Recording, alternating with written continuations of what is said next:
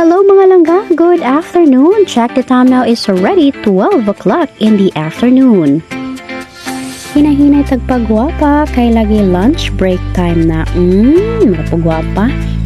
Pasensyahin na kaya ka di takabalo magpagwapa guys. Di takabalo mag-make up. Konting retouch lang, okay na yan. And I'm proud to be a Filipina. Ang mga Pinay, mga gwapa. Yay! Powder, konting lipstick, bites na. Ang importante, ako iyang higugma. Ay, yeah. Bitaw, hinaot dili ate kra. Karelate po sila oh. Retouch lang sa gamay, smile gamay. Pawa sa kalaay ba? Manudlay putat na lag sa ani, may na lang ba? Makita nila kung kagwapa, ayay. Actually guys, magawas ta mo anang prepare di ay ta. Kaya lagi lunch break na to. Sumoto guys, biyahe na ta, padulong sa sintro. Kaya lagi, dili lang man ta maestra. Naapot ay mga obligasyon sa ato ang mga junakis mo na magawas ta, kan mamalita sa ilang mga gikinahanglan. Isip isa kainahan, atong priority ang ugma sa atong mga anak. So go lang gihapon, bisag ikapoy na, smile lang gihapon. Ako rin pagsaludo sa tanang mga working moms din ha, mga Wonder Woman. Kaway-kaway sa inyong haninha, nasa layo sa inyong mga kakapoy. Nagpabilin nga ligon para sa ilang mahal sa kinabuhi. Nanaday ta diri guys, malit na tayong taon sa mga gikinahanglan sa atong mga anak. Kay lagi, sila itong inspirasyon, sila ang rason sa atong mga pagpaningkamot. Mao nang fight lang gihapon.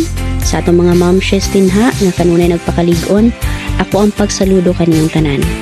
So tanang mga anak din ha, nga naglantaw karon, hinaot nga tagaan mag-value ang imong inahan, kay dili lalim ang sakripisyo ang iyang gihatag para lang makabot nimo ang maayong ugma. So mo to guys, human ako napalitan tanan ako magkinahanglan, nahinay detag irog ari. Magkinaunsa man guys, yato kalimtan atong kaon kay kaon is life, unsaon na lang ang tawag ni pasmo ta. So kada guys, practical kaayo ko pag-abot sa pagpamili sa kananan.